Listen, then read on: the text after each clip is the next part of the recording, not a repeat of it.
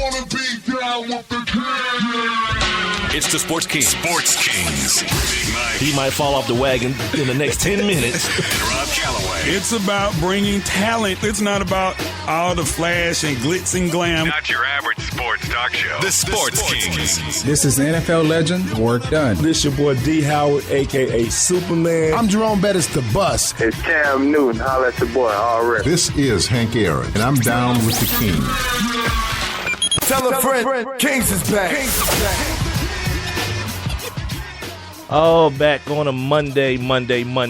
Yours truly, Big Mike, Rob Calloway, the Sports Kings. And yes, ladies and gentlemen, we are live.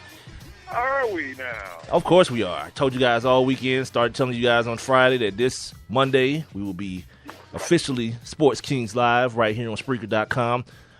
Don't forget, we're on Twitter, Instagram, and Facebook, and we will be tweeting live during the show. You can also chat with us during the show.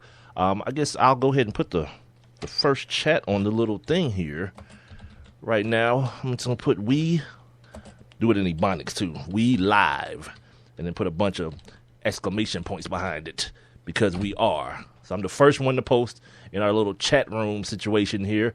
Our email address, sportskingslive@gmail.com. Once again, got my partner, Rob Calloway, with me as usual. Yeah, we back from the weekend, man. How was your weekend, Rob? Oh, man. You know what it was? It was just full of me being right. Oh, it was just full of me being right. Full of you being right. My God, man. Yeah. You remember I was making all those predictions last time we were together Friday? Remember and you was just so impressed that I was just making prediction after prediction. All right. And it was just like, what? Yeah. But okay, before I said, recap what these predictions were. I predicted that. Remember we were on there and I was Atlanta Hawks about to win the Eastern Conference Championship. It was at halftime, right? You said they're going to win the Eastern Conference Championship. Well, that series hasn't happened yet. No. They were headed to the Eastern Conference Championship. Excuse me. That they were go eliminate the Wizards. Then me and you made a bet on. Well, we make a bet. I was like, what? That happened too? Or the Clippers, and I chose Houston. And who else did I chose? What was the other game? The West Coast game. The other West Coast. I think we both said that we thought Memphis was going home. So yeah, you go ahead and hang your hat on those. Go right on ahead and hang your hat on those 50-50 propositions. Yeah, I'll pick this team over that team.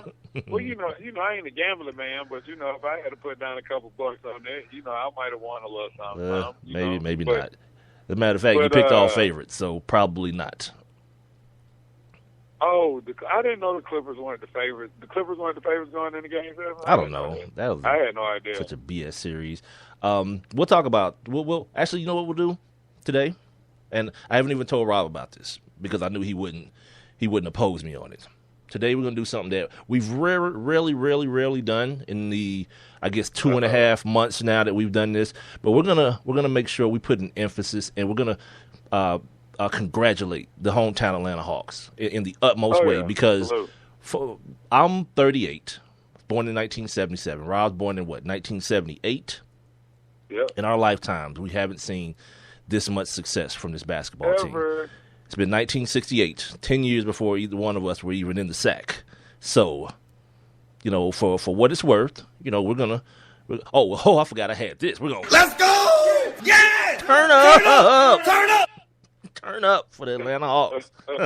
I love that dude, Odell Beckham Jr. Turn up!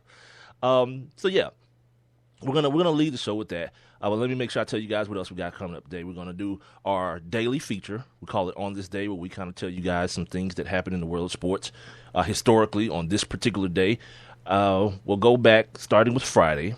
We'll talk about the Atlanta Hawks and what happened in that game on Friday, because when we stop recording, by the way, we're not right now. We're doing this thing, L-I-V-E, right now. But when we stop recording on Friday, the Hawks were still playing. So we'll talk about what we saw in that ball game. The Warriors and the Wizards obviously played after that. The Warriors and the Grizzlies, I'm sorry. And the Clippers and the Rockets had their game 7 on yesterday. So we'll get into all that stuff. We got some NBA stuff. Robert Kraft is talking about the whole, under-deflated football scandal still. So we got to get you guys updated on that. A couple of other things happen in the world of basketball, so we'll try to hit on those as well. A couple of miscellaneous things. I watched some crazy TV this weekend, man. What you watch? I saw this movie, Bessie, on HBO. Oh, with Queen Latifah. Did you see it?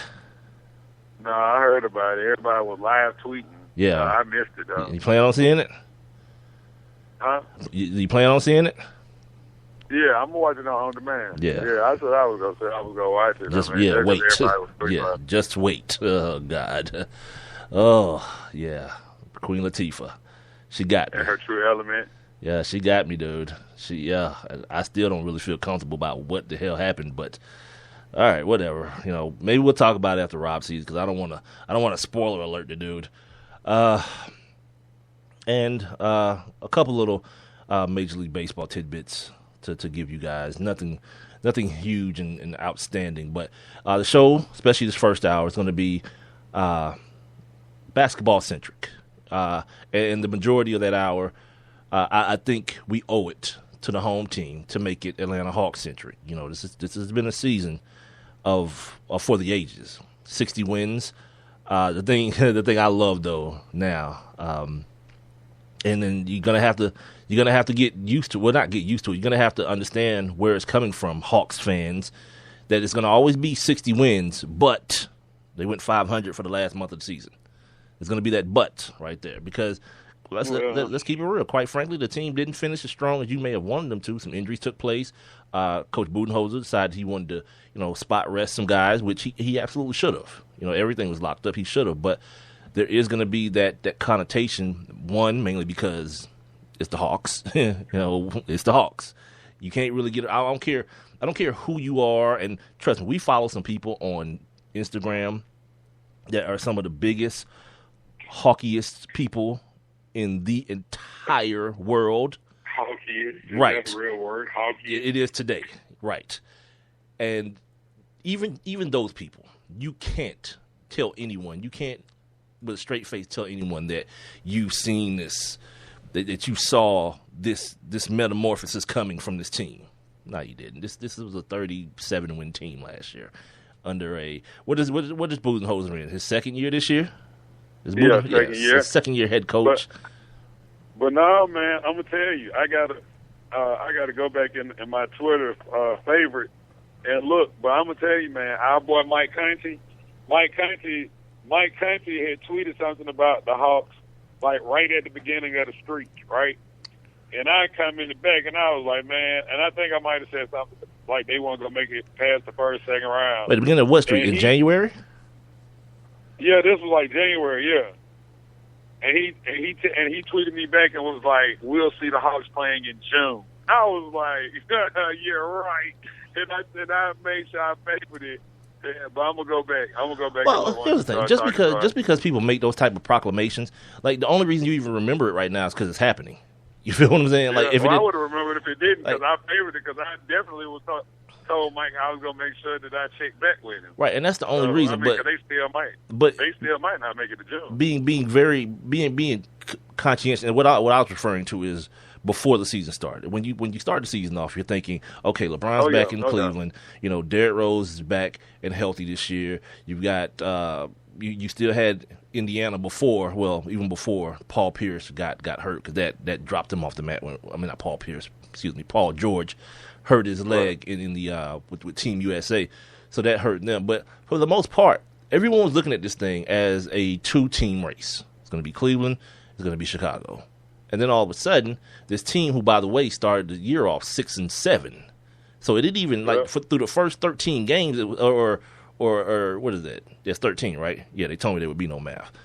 Mm-hmm. Through the first 13 games, it was still the same Hawks team, but below 500 ball club. And then all of a sudden, something happened. And I swear I didn't know what, and I was asking people. I was asking people who I trust basketball-wise, like, what the hell is happening? I almost cursed. What the hell is happening down here? And people was like, they just got a good team. The team thing is working for them. But it was always like Atlanta should be called The Atlanta Butthawks. What? Well, no, probably not. Well, it probably already is. It's probably already called Buttville. But you know what I mean? You seen these bras down earlier. here. Yeah, I know. Yeah. But I'm talking about because of what you said earlier. Like, you know, yeah, the Hawks won 60 games, but, we're good. And they're all legitimate butts. You know what I mean? There was this is a good team. The team thing is working for them, but there is no star. There is no, guy who's gonna put the fire out when another team makes a run against you. Or blood clot, as you call it. I call him a blood clotter, a clotter. Somebody who's gonna stop the bleeding. Right. So to all my Jamaican brethren, I don't mean the way y'all said. I mean an actual clotter of blood, of real blood, but in a more not actual way. Whatever. You get what I'm saying. But they've been able to persevere through some. Let's look at what the Hawks have gotten here. You know what I mean? I was talking even before the series started. We're gonna go all the way back to before the playoffs even started, and Rob and I kind of had a disagreement about whether or not he wanted to see Brooklyn in, or wanted to see Brooklyn out, and see that Pacers team in. And I was like, nah, I'm good. I want the bummiest team possible. And that, in this case, would be Brooklyn. I want to see them in. And it ended up playing out that way. But, and there's going to be a theme for the day, as a matter of fact. So call all the girls at Magic City and call all the girls at Pinups and call all the girls at Peaches and tell them we're talking about butts tonight. Yeah, but it didn't happen the way I thought it was going to happen, the way I thought it should have happened. I felt as though this team had an opportunity in the first round of the playoff to show people that, they're here. That this is not that Atlanta Hawks team and that Atlanta Hawks team, because that's what happens around here. If you're not from here, you might not understand what I'm saying. But around here, there's always going to be a reference to those teams, the teams in the 90s, the teams in the 80s, those other teams. Even though everything is different, coaching, front office, even the building. Like the Omni was the building in the 80s. Now, it's Phillips Arena. Yeah. So even with all these things changing, there's always this lasting, I don't know if I want to call it stigma. Yeah, stigma. Call it that. Let's call it a stigma. I was going to go with fan insecurity, but I think your way is a lot more acceptable to the people listening. Yeah, but that's what it is. It's stigma.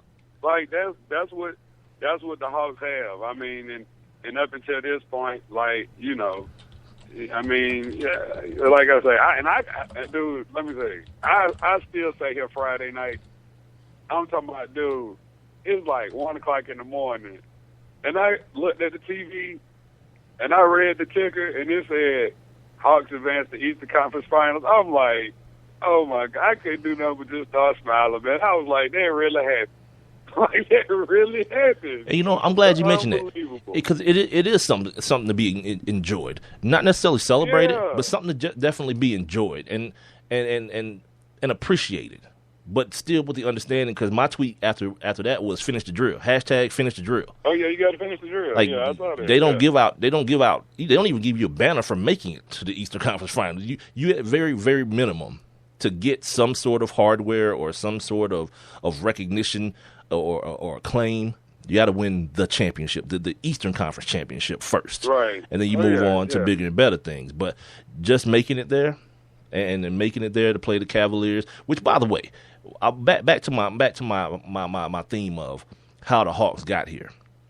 So they get this bum ass team, this bum Brooklyn team, right? And I already checked. We don't have no listeners in Brooklyn, but here's the thing about that: they know they bums because they didn't even show up. They didn't even show up to see the team in the playoffs. Like that first game was empty. The stadium was empty, dude. So your team is bum. It's what it is. All right. But it still was way more of a struggle than I would have liked to see. Like when I see Darren Williams score 37 points or whatever it was, and when I see Brook Lopez turn into like Shaq, it's kind of concerning. You feel me? But I feel you. They survived and advanced, and then they saw the Washington Wizards, who even before they got rid of the Nets,